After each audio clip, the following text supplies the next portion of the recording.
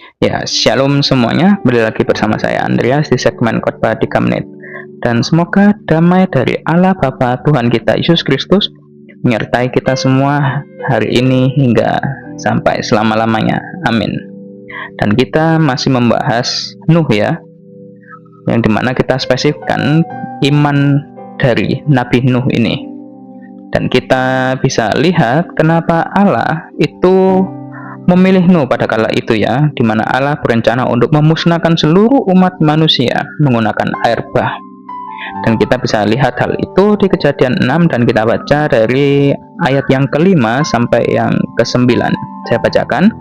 Tuhan melihat bahwa kejahatan manusia demikian besar di bumi, dan setiap maksud, pikiran dan hatinya semata-mata jahat sepanjang waktu. Tuhan menyesal bahwa Dia telah menjadikan manusia di bumi dan hal itu mendukakan hatinya.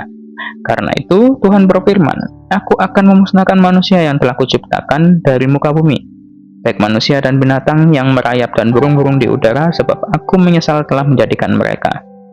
Namun Nuh mendapat perkenanan di mata Tuhan. Inilah keturunan Nuh. Nuh adalah orang yang benar, tidak bercela pada zamannya, dan Nuh berjalan dengan Allah. Ya, kita bisa lihat ya bagaimana Nuh itu dipilih oleh Allah, karena di ayat 9 dikatakan bahwa Nuh berjalan dengan Allah, tidak bercela, dan Nuh adalah orang yang benar. Dengan kata lain, Nuh selalu memegang kebenaran, menjaga hidupnya tetap tidak bercela, dan ia senantiasa berjalan dengan Allah. Bayangkan di tengah-tengah manusia yang rata-rata itu hanya memikirkan hal duniawi, yang kecondongan hatinya itu selalu mengarah pada hal yang jahat ya, entah itu menipu, keserakahan, entah itu menindas dan sebagainya begitu. Tetapi Nuh memilih untuk tidak bercela, memilih menjadi orang yang benar dan tetap berjalan di jalan Allah. Ya, kita bisa lihat ya, kenapa akhirnya Allah berkenan kepada Nuh dan memilih Nuh untuk menjadi satu-satunya manusia yang diselamatkan pada kala itu. Bukan berarti Allah tidak mau menyelamatkan manusia yang lain pada kala itu.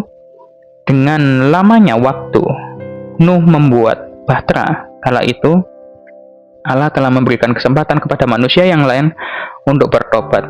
Nah, pertanyaannya adalah, kenapa mereka tidak bertobat? Maka hal itu jika pertanyakan kepada diri kita, kenapa sampai hari ini kita banyak mendengar firman, tetapi kita tidak bertobat sama sekali? Ada apa dengan kita? Oke, kita lanjutkan di segmen berikutnya.